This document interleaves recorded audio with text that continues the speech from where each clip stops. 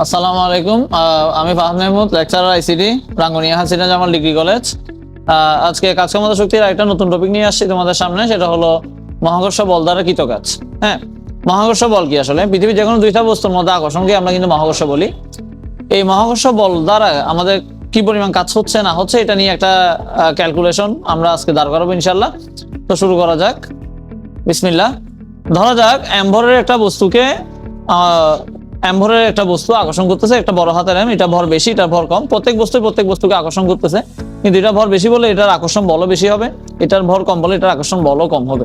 হ্যাঁ, তো যেহেতু অ্যাম্বরের বস্তুটার আকর্ষণ বল বেশি, সেহেতু সে অ্যাম্বরের বস্তুটাকে আকর্ষণ করে তার দিকে নিয়ে যাবে।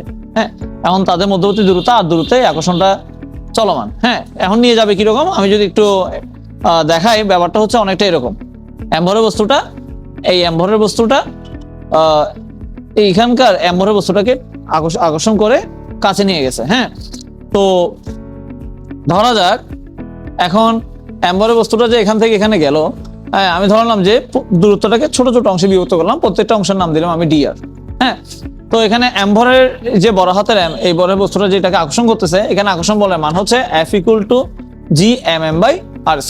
হ্যাঁ, তো যেহেতু অ্যাম্বরের বস্তুকে আকর্ষণ করতেছে এবং আকর্ষণ বলের দিকেই এই বস্তুটা আগায় যাচ্ছে, আমরা জানি কৃতকাজ কি।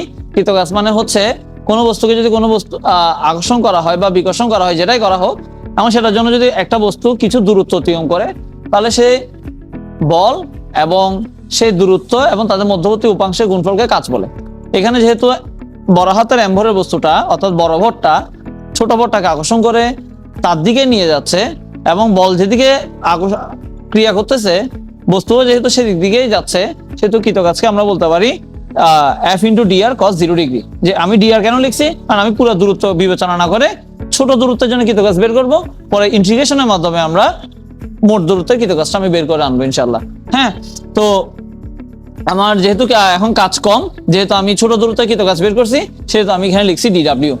আমি যদি পুরা দূরত্বের কাজ বের করতাম তাহলে আমি লিখতাম w। হ্যাঁ, তো এখন আমার কৃতকাজটা মনে করো সে আর এ অবস্থানে ছিল, এখন এখান থেকে আর দূরত্ব অতিক্রম করে সে আর বি অবস্থানে পৌঁছাবে। এটার জন্য মোট কৃতকাজ কত হয়েছে। তো আমি যদি ক্যালকুলেশনটা দেখাই, integration of dw equal to integration of F×dr, যেখানে তার শুরুটা হয়েছিল আর এ অবস্থান থেকে এবং আর বি অবস্থান পর্যন্ত যতগুলো ছোট ছোট দূরত্ব আমি অতিক্রম করছি, প্রত্যেকটা দূরত্বের কৃতকাজ আমরা এখন ইন্টিগ্রেট করব। হ্যাঁ, তো আমাদের কি দাঁড়াচ্ছে এখানে, integration of R A R B, এবং এখানে মোট কৃতকাজ হচ্ছে w।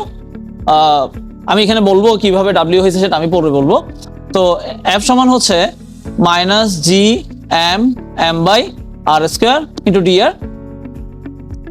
আমি যদি আরো নিচের দিকে যাই, তাহলে কি দাঁড়াচ্ছে integration of R A R B. আমি যদি এখানে যেহেতু একটা GM M এগুলো সবাই ধ্রুবক, যেহেতু অপারেটর হচ্ছে ডিআর অর্থাৎ আর এর সাপেক্ষে ইন্টিগ্রেশন করা হচ্ছে, তাহলে আমি যদি একটু ধ্রুবকগুলোকে বাইরে রাখি, তাহলে আমাদের ইকুয়েশনটা কিরকম দাঁড়াচ্ছে, -GM M আর 1/r² কে যদি আমি লিখি r⁻² × dr, তাহলে ইন্টিগ্রেশনের যে সূত্র আছে, ইন্টিগ্রেশন সূত্র হচ্ছে x⁴n × dx equal to x⁴n+1 / n+1।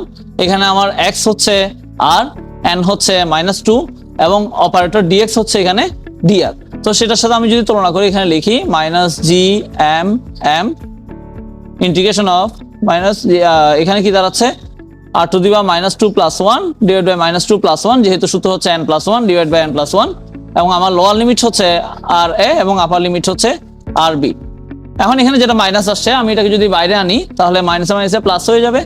তো GM M এবং আমার এখানে দাঁড়াচ্ছে r⁻−1 আর a2 আর বি, অথবা আমি এটাকে এভাবেও লিখতে পারি, r⁻−1 না লিখে লিখতে পারি 1/r।